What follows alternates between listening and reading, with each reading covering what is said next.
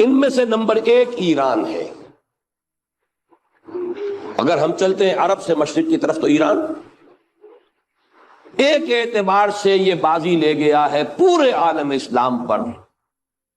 ان کے مذہبی عقائد، ان کی فقہ سے ہمیں جو اختلاف ہے وہ ہے اپنی جگہ پر ہے۔ آپ کو معلوم ہے میرے بارے میں کسی کو اشتباہ نہیں ہو سکتا اس اعتبار سے۔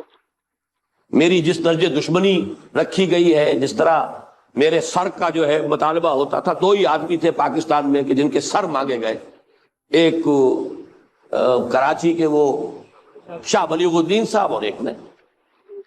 تو اس حوالے سے وہ اپنی جگہ پر اختلاف ہے، لیکن اس حقیقت کا اعتراف کیے بغیر نہیں رہا جا سکتا پورے عالم اسلام میں یہ واحد مسلمان ملک ہے جس نے بہرحال اپنی شریعت، اپنے عقائد کے مطابق ایک مذہبی انقلاب برپا کیا ہے۔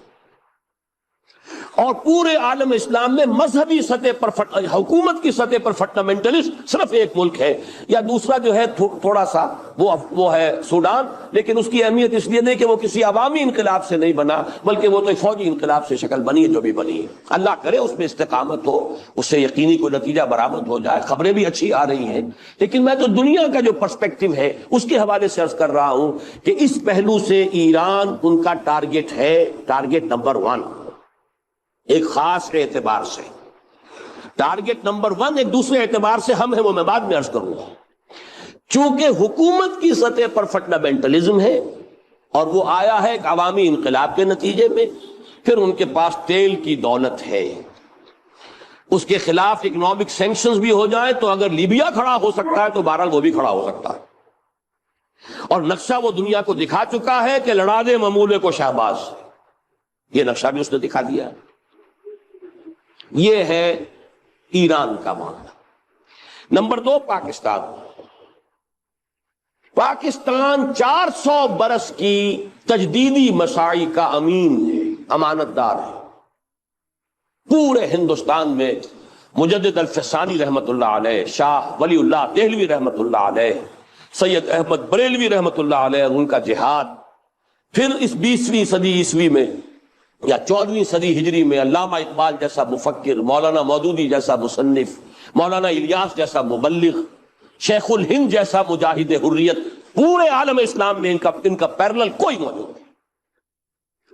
یہ 400 سال کی تاریخ ہے، اس کی امانت اور اس کے نتیجے میں یہاں کے مڈل کلاس میں فنڈامنٹلزم کا ایک نیوکلیس ہے، اگرچہ حکومت کی سطح پر کوئی پیش رفت نہیں ہو سکی آج تک، بلکہ اب تو پسپائی ہو رہی ہے، اب پیچھے ہٹ رہے ہیں۔ وہ ہمارے ان سیاسی جو بھی زعماء ہیں، جو جماعتیں ہیں، ان کی غلطی اور الیکشن ہی کو واحد میدان بنا کر اس کے اندر اپنا سارا وقت و توانائی اور قوتیں ضائع کر دینا، یہ ہے در حقیقت جس کا کہ یہ صدا مل رہی ہے کہ اس اعتبار سے تو پسپائی کی طرف ہے معاملہ، کسی پیش رفت کی طرف نہیں ہے۔ لیکن باہر والے تو دیکھتے ہیں نا کہ اندر کیا کچھ مواد موجود ہے۔ اگر مڈل کلاس میں وہ فنڈامنٹلزم کا بارود موجود ہے تو کسی بھی وقت اس کے اندر جو ہے وہ کوئی دھماکہ ہو سکتا ہے۔ دوسری بات جو ان کے لیے ایک اعتبار سے ٹارگٹ نمبر 1 ہمیں بنا رہی ہے، وہ ہمارا ایٹمک نو ہاؤ ہے۔ پورے عالم اسلام میں اور کسی کے پاس نہیں۔ اسلامی بم اگر بنے گا تو یہی بنے گا۔ یہ ہے مختلف اسباب جس کے بنا پر ایران اور پاکستان کو آپ بریکٹ کر لیجئے، یہ اس نیو ورلڈ آرڈر یا آج کی میری گفتگو کے حوالے سے یہودی اور عیسائی گٹھ جوڑ کا جو ٹارگٹ نمبر 1 ہے، ایک اعتبار سے ایران ہے، ایک اعتبار سے پاکستان۔ ان میں سے نمبر 1 ایران ہے۔ اگر ہم چلتے ہیں عرب سے مشرق کی طرف تو ایران ایک اعتبار سے یہ بازی لے گیا ہے پورے عالم اسلام پر۔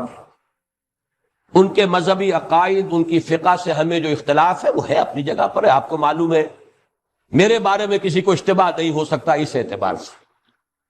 میری جس درجے دشمنی رکھی گئی ہے، جس طرح میرے سر کا جو ہے مطالبہ ہوتا تھا، 2 ہی آدمی تھے پاکستان میں کہ جن کے سر مانگے گئے، ایک کراچی کے وہ شاہ بلیغ الدین صاحب اور ایک نے۔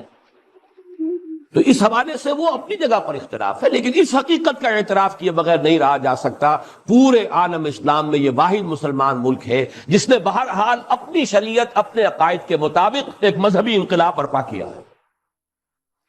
اور پورے عالم اسلام میں مذہبی سطح پر حکومت کی سطح پر فنڈامنٹلسٹ صرف ایک ملک ہے، یا دوسرا جو ہے تھوڑا سا وہ ہے سوڈان، لیکن اس کی اہمیت اس لیے نہیں کہ وہ کسی عوامی انقلاب سے نہیں بنا، بلکہ وہ تو فوجی انقلاب سے شکل بنی ہے جو بھی بنی ہے۔ اللہ کرے اس پہ استقامت ہو، اس سے یقینی کوئی نتیجہ برآمد ہو جائے۔ خبریں بھی اچھی آ رہی ہیں، لیکن میں تو دنیا کا جو پرسپیکٹو ہے اس کے حوالے سے عرض کر رہا ہوں کہ اس پہلو سے ایران ان کا ٹارگٹ ہے، ٹارگٹ نمبر 1 ایک خاص اعتبار سے۔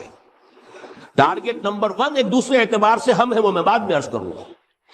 چونکہ حکومت کی سطح پر فنڈامنٹلزم ہے اور وہ آیا ہے ایک عوامی انقلاب کے نتیجے میں، پھر ان کے پاس تیل کی دولت ہے، اس کے خلاف اکنامک سینکشنز بھی ہو جائیں تو اگر لیبیا کھڑا ہو سکتا ہے تو بہرحال وہ بھی کھڑا ہو سکتا ہے، اور نقشہ وہ دنیا کو دکھا چکا ہے کہ لڑا دے ممولے کو شہباز، یہ نقشہ بھی اس نے دکھا دیا ہے۔ یہ ہے ایران کا معاملہ۔ نمبر 2 پاکستان۔ پاکستان 400 برس کی تجدیدی مساعی کا امین ہے، امانت دار ہے۔ پورے ہندوستان میں مجدد الفسانی رحمت اللہ علیہ، شاہ ولی اللہ دہلوی رحمت اللہ علیہ، سید احمد بریلوی رحمت اللہ علیہ، ان کا جہاد، پھر اس 20ویں صدی عیسوی میں یا 14ویں صدی ہجری میں علامہ اقبال جیسا مفکر، مولانا مودودی جیسا مصنف، مولانا الیاس جیسا مبلغ، شیخ الہند جیسا مجاہد حریت، پورے عالم اسلام میں ان کا پیرلل کوئی موجود نہیں۔ یہ 400 سال کی تاریخ ہے، اس کی امانت، اور اس کے نتیجے میں یہاں کے مڈل کلاس میں فنڈامنٹلزم کا ایک نیوکلیس ہے، اگرچہ حکومت کی سطح پر کوئی پیش رفت نہیں ہو سکی آج تک، بلکہ اب تو پسپائی ہو رہی ہے، اب پیچھے ہٹ رہے ہیں۔ وہ ہمارے ان سیاسی جو بھی زعماء ہیں، جو جماعتیں ہیں، ان کی غلطی اور الیکشن ہی کو واحد میدان بنا کر اس کے اندر اپنا سارا وقت اور توانائیاں اور قوتیں ضائع کر دینا، یہ ہے در حقیقت جس کا کہ یہ صدا مل رہی ہے کہ اس اعتبار سے تو پسپائی کی طرف ہے معاملہ، کسی پیش رفت کی طرف نہیں ہے۔ لیکن باہر والے تو دیکھتے ہیں نا کہ اندر کیا کچھ مواد موجود ہے۔ اگر مڈل کلاس میں وہ فنڈامنٹلزم کا بارود موجود ہے تو کسی بھی وقت اس کے اندر جو ہے وہ کوئی دھماکہ ہو سکتا ہے۔ دوسری بات جو ان کے لیے ایک اعتبار سے ٹارگٹ نمبر 1 ہمیں بنا رہی ہے، وہ ہمارا ایٹمک نو ہاؤ ہے۔ پورے عالم اسلام میں اور کسی کے پاس نہیں۔ اسلامی بم اگر بنے گا تو یہی بنے گا۔ یہ ہے مختلف اسباب جس کے بنا پر ایران اور پاکستان کو آپ بریکٹ کر لیجئے، یہ اس نیو ورلڈ آرڈر یا آج کی میری گفتگو کے حوالے سے یہودی اور عیسائی گٹھ جوڑ کا جو ٹارگٹ نمبر 1 ہے، ایک اعتبار سے ایران ہے، ایک اعتبار سے پاکستان۔